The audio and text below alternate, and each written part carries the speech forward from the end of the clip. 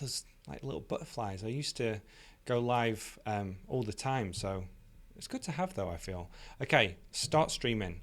Do you want to start streaming the event? Okay, so hopefully we are now live. This is Jack from teachingeslonline.com, and welcome to this video. Now, you might be watching the replay, and if you are, know that I'm recording this live. So I'm doing this live on YouTube. I'm going to probably download it and put it on Facebook as well. But yeah, just bear with me with all of that, because sometimes the live streams, mess up a little bit. But we're going to be talking about the difference between hustling all the time, working on your business 24/7, and also setting up a lifestyle business. And I've got some really good questions that you can ask yourself at the end of this presentation that's going to help you figure out what you want now, what you want in 5 years, what you want in 10 years and beyond.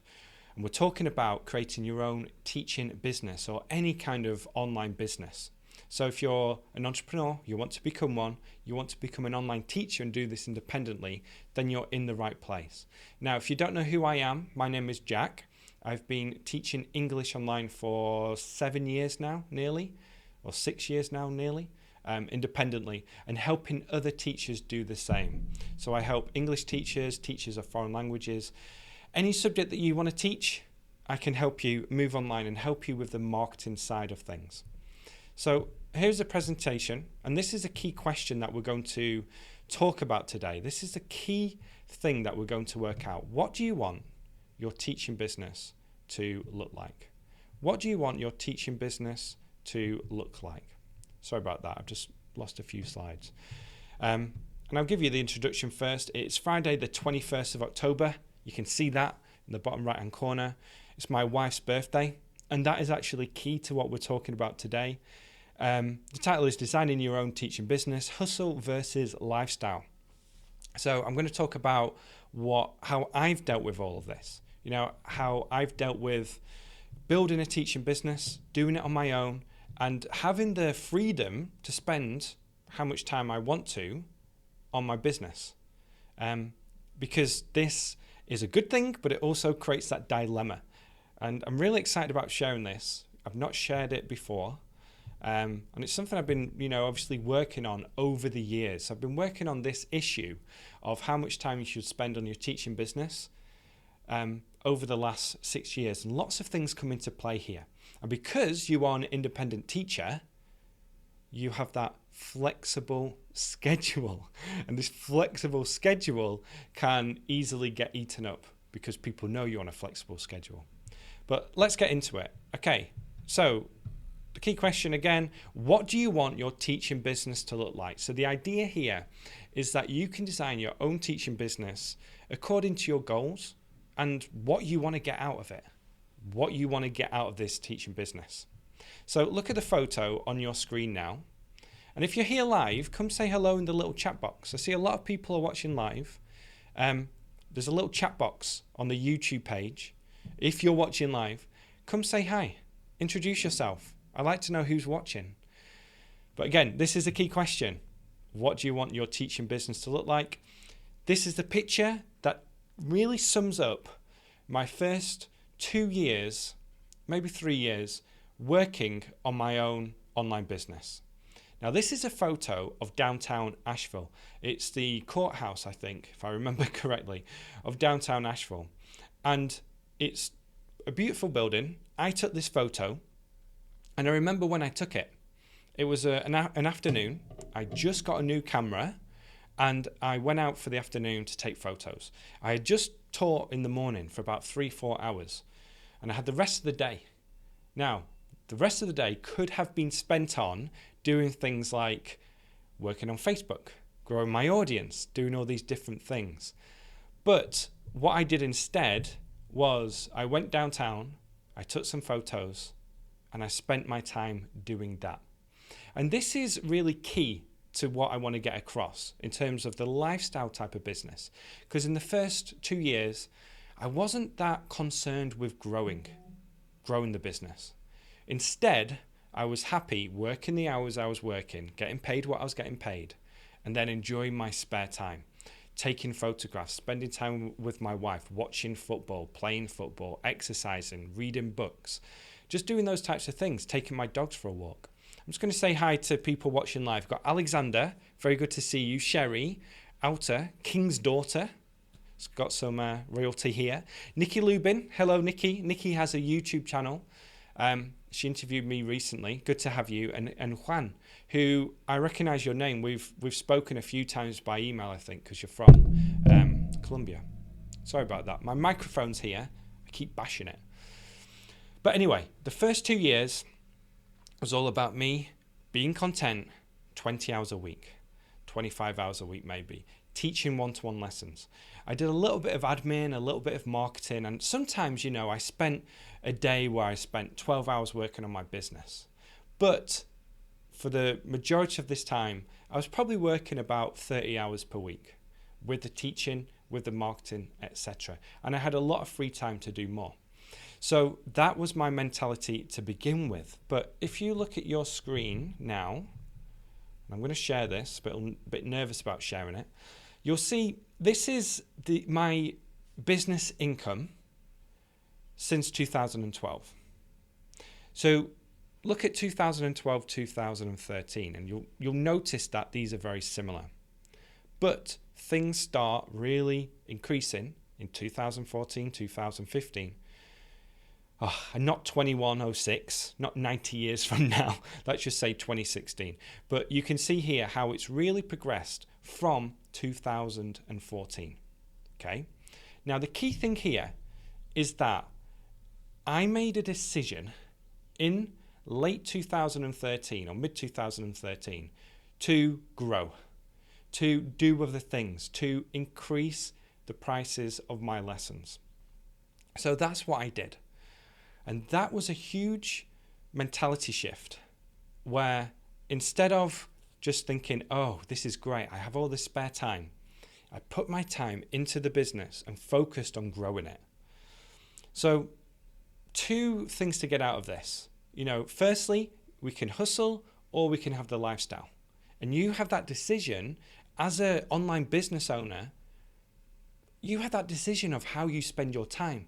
For me, I wanted to take it easy. I wanted to work. And then when I finish working, go and have fun.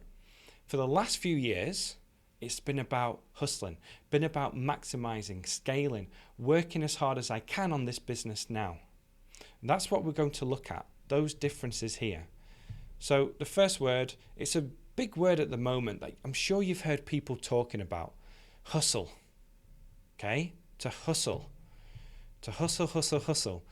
A big proponent of this is Gary Vaynerchuk. If you follow Gary Vaynerchuk, he talks about this all the time.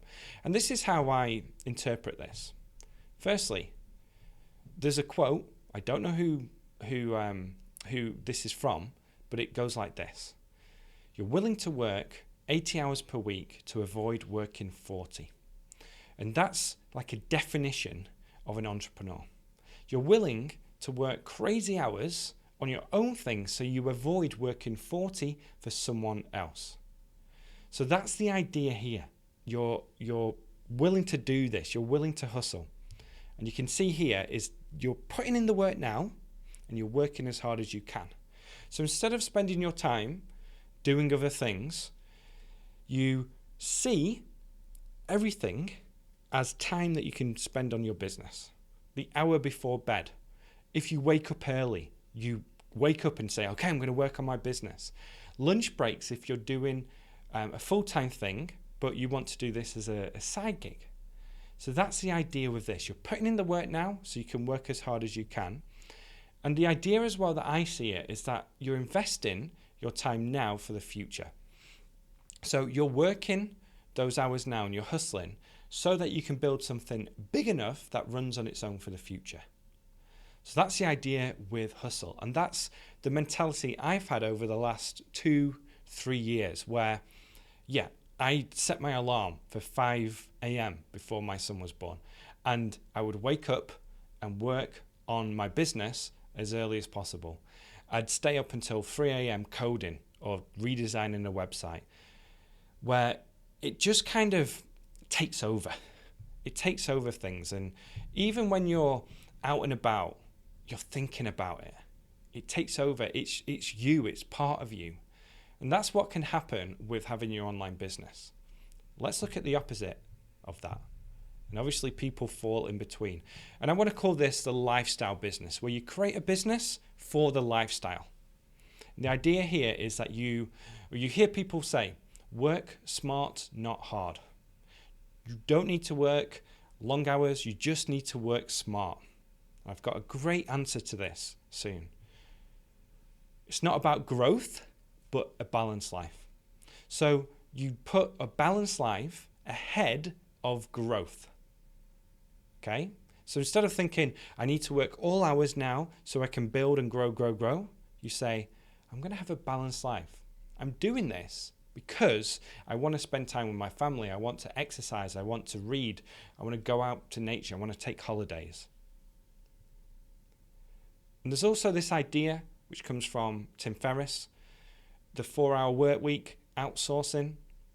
Although his book, isn't about just working 4 hours a week, but the idea here is that you work on things that are important and forget about everything else. And you can outsource. So instead of you working on your social media campaign, you outsource this and you can spend your time with your family. Instead of even teaching lessons online, you get other teachers to do it for you so that you can spend your time taking photographs of downtown Asheville or wherever you live. So those are the two opposite ends of the spectrum. The hustle versus the lifestyle. A few things here. Firstly, this can change over time. For me, it was the lifestyle to begin with. Now it's the hustle. It can also change during the year. So you might want to just hustle for a few weeks and then take time off and just coast. Hustle again, take time off and coast. So there are certain things with that. And obviously you might fall somewhere between the two on either end of the spectrum. But with both of these things, and this is so important, what can happen is this. You can become anxious. You can become anxious, okay? Now, what I mean by this, and I just wrote this in an email I sent out, is that if you're working really hard on your business, there's a voice at the back of your head saying, you should be doing something else. You should be spending more time with your family. You should be reading more. You should be enjoying yourself. You're at a certain age where you should be enjoying yourself. On the other hand, if you're doing the lifestyle business and you're out and about and you're having drinks and you've not really done any work for 2 days, back of your head, you should be working more. You need to work more if you want to earn more money. Listen to people who talk about hustle. You need to hustle to make a business work. So all these voices, either internally, back of your head, or externally, from your family, from your friends, from people you follow on YouTube or social media. You hear these voices, you hear them talking all the time, and it can make you feel anxious. And like I said in the email, there are days when I felt both of these in the same day, where I felt anxious about not working enough and then anxious about working too much in the same day. It can be the same week, the same month. And this is not a good situation to be in. And I remember my wife and I have been talking about this recently, having children, where you feel guilty if you're at work, but you feel guilty when you're spending time with your children because of work. And this is something that we've tried to figure out over the last year or so. And it's not been a huge problem. It's not like it's been taking over our life, but it has been there. It has been there. So that's something to really think about and to be aware of as well, that these thoughts and this feeling of guilt can come about. So with all that in mind, let's talk about, what do you want your teaching business to look like? Do you want to hustle for 2 years and then have a lifestyle business? Do you want to hustle for the rest of your life? Do you want to have a lifestyle business right now? That's what we're going to try and figure out by going through some different things. I'm just going to take a tiny little break and just say hello to Ali Stack. Good to have you here. And Sheila asks, what kind of computer are you using?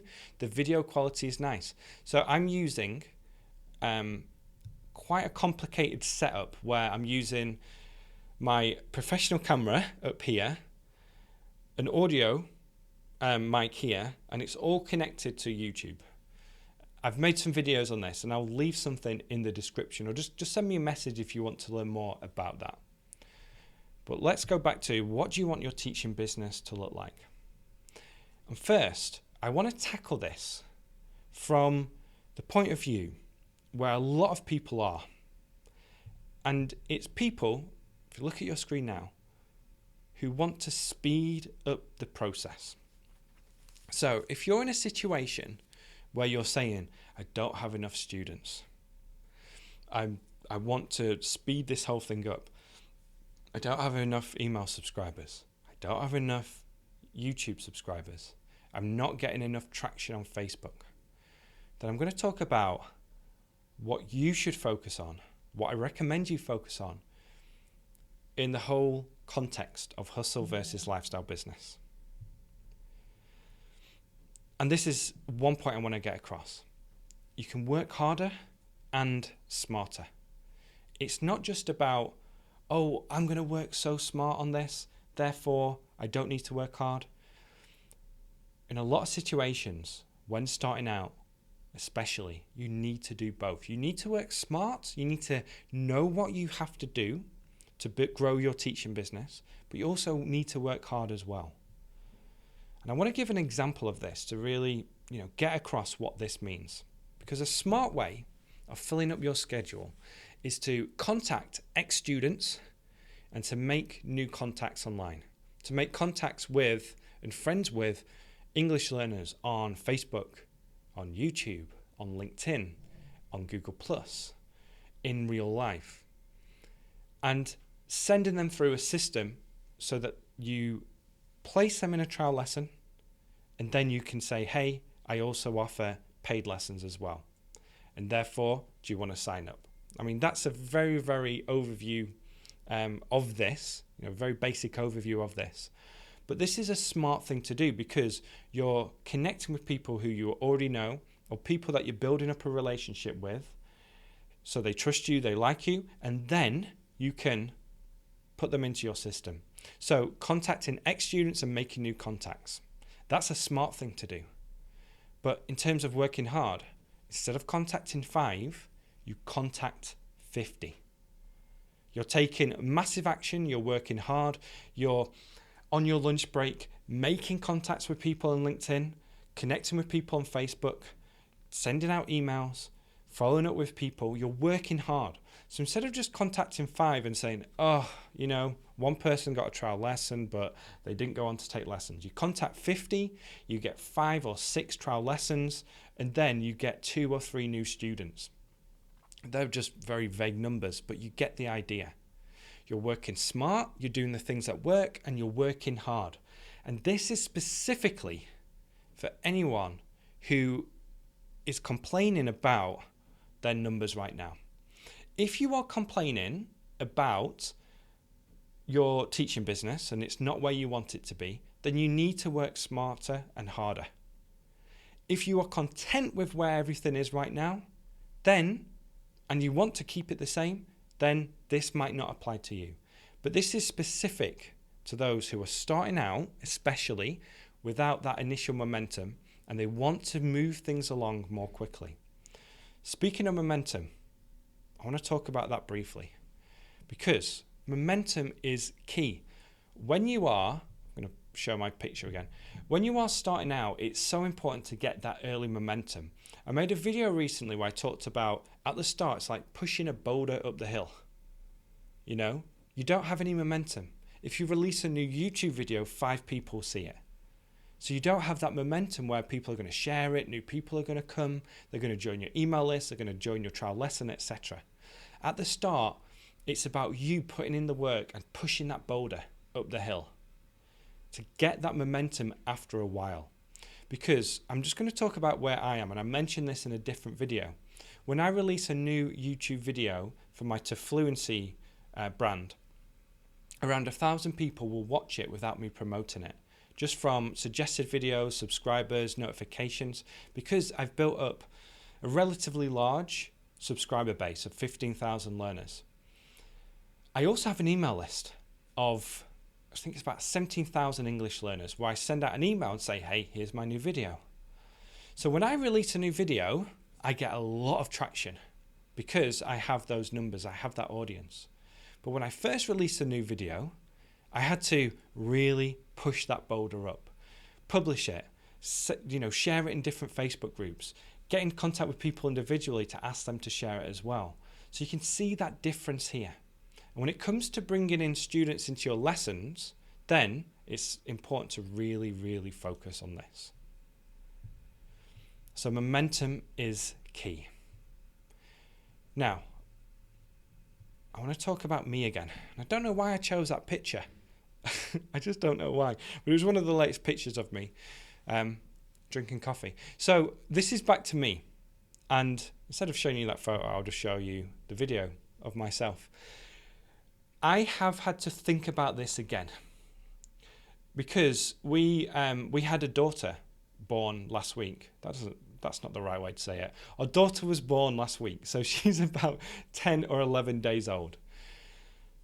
My wife is at home. My son's at school 3 days a week, and I need to help out right now. So over the first week after she was born, I didn't come to the office. I spent about 30 minutes a day on my business. The rest of the time I completely switched off, and it's allowed me to reset. Now, two key things here. I'm in a position to work smarter and not harder because I already have that audience. Like I said, if I release a new video, then it's going to go out to a lot of people. It's going to get traction. If I create a new course, I've already got that email list to send it to.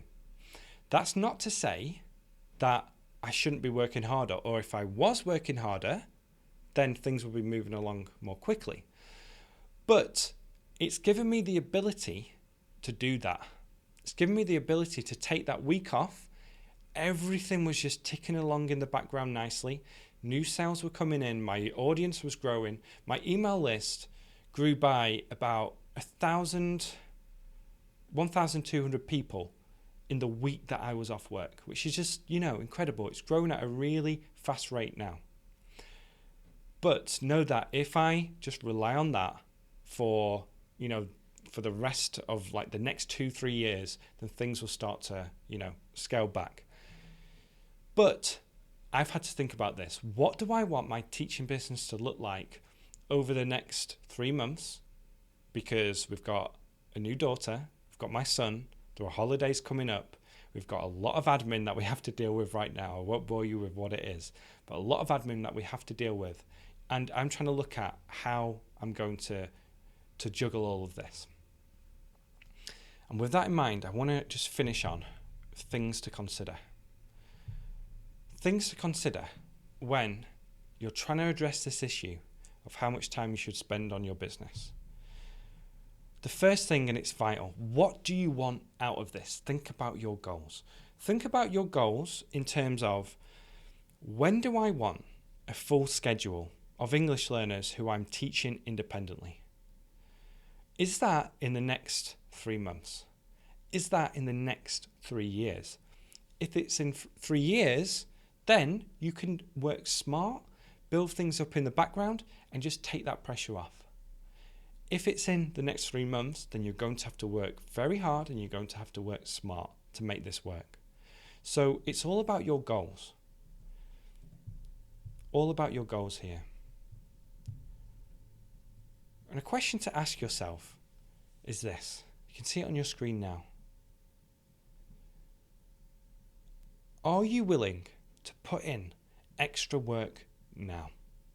Is that something you're willing to make a priority? Because if you want things to happen now, you're going to have to put that extra work in now. And it's good to see that, or it's good to know that this is something that you're willing to make a priority. To ask yourself that question, am I willing to do this? And hopefully you are. If you want to make this work, you're going to have to make it a priority. Another question to ask yourself as well. If you want to create a lifestyle business, how can you scale this? Let's just say you want to create a lifestyle business within 2 years where you're working 20 hours a week. you're going to have to scale it. You're going to have to look at ways that you can scale, whether that's creating one course and then advertising on Facebook, or hiring teachers who teach lessons for you, so you're bringing in an income passively. All these different things that you can do to make it more scalable. Getting to a stage where you're charging over $100 an hour per lesson, so you can work less time. Those types of things. How can you scale this if you're willing to make it a lifestyle business? And then I want to just talk about this as well. I think this is key. Working smarter usually requires, sorry about the spelling mistake, experience. You'll need the experience of creating a YouTube channel, of teaching English lessons one-on-one, of building an email list to be able to do it in the right way. So if you're someone who says, I want to just work smart from the start and hardly work on my business and get to where I want to be, it's very rare that that happens from my experience.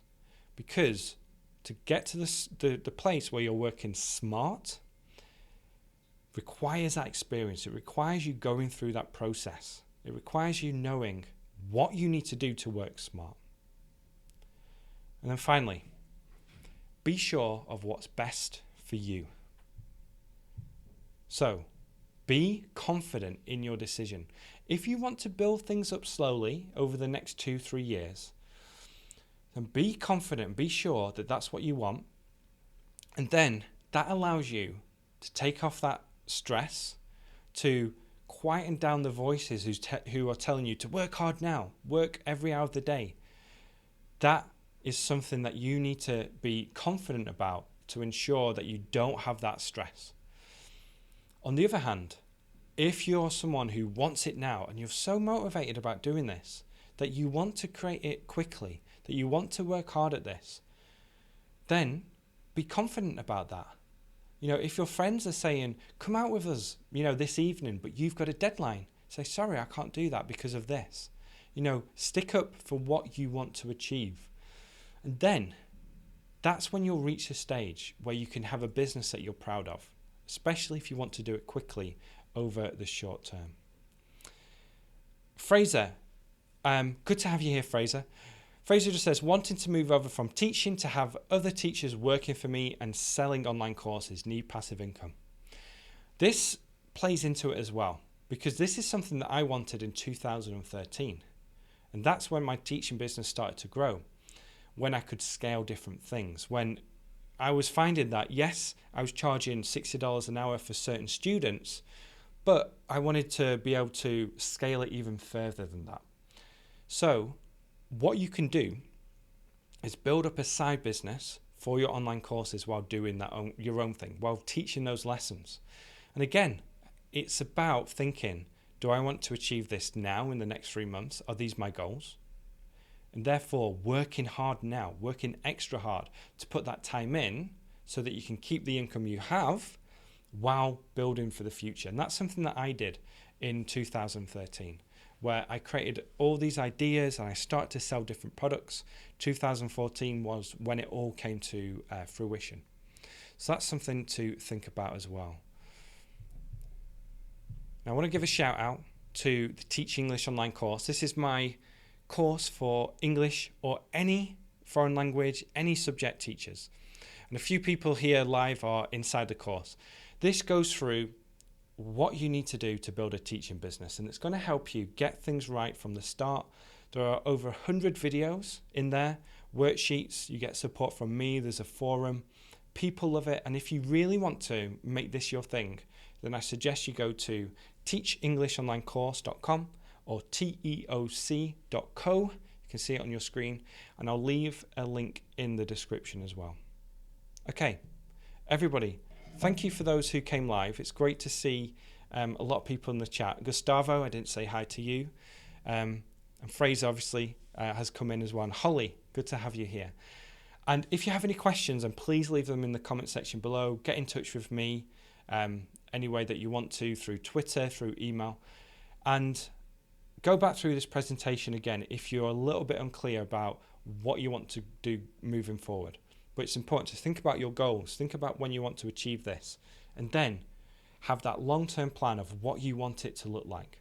Because once you have that plan of what you want it to look like, then you can set your intentions to actually move forward and create that vision. Without that vision, you're probably just going to sleepwalk from one thing to the next. Have the vision, work at it, be confident in your outcomes, what you want to achieve, and then put the work in.